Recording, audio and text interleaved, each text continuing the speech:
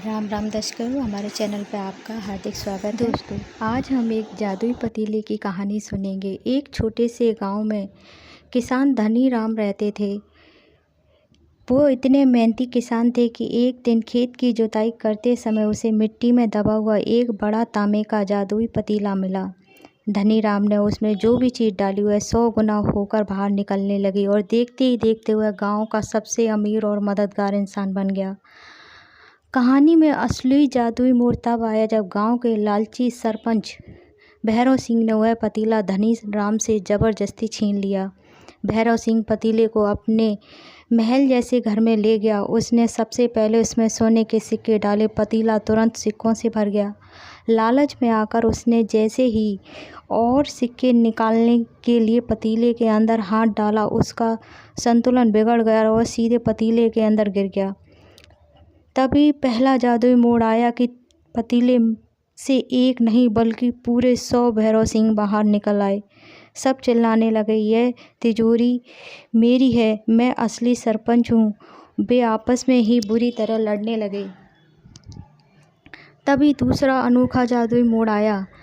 जब 100 भैरव सिंह आपस में लड़ रहे थे तो उसने गुस्से और लालच के कारण पतीले से एक नीले रंग का जादुई जिंद बाहर निकला।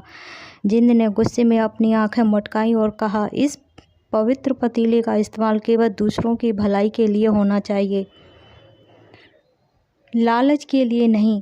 अब तुम सबको इसकी सज़ा मिलेगी। जिंद ने हवा में अपनी उंगली घुमाई और चुटकी बजाते ही सारे नकली भैरव सिंह हवा में गायब हो गए।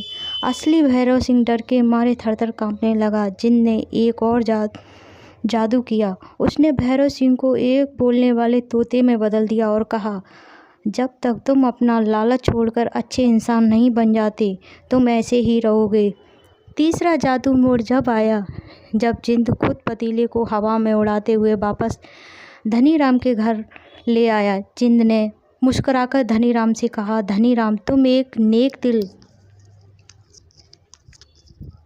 इंसान हो। यह पतीला हमेशा तुम्हारे पास रहेगा, लेकिन अब से यह सिर्फ तभी काम करेगा जब तुम किसी गरीब की मदद करना चाहोगे। धनी राम ने जिंद को प्रणाम किया। उधर तोता बना सरपंच भैरव सिंह रोज़ धनी राम के घर आकर मीठी मीठी आवाज़ में राम राम बोलता और अपनी गलती पर पछताता।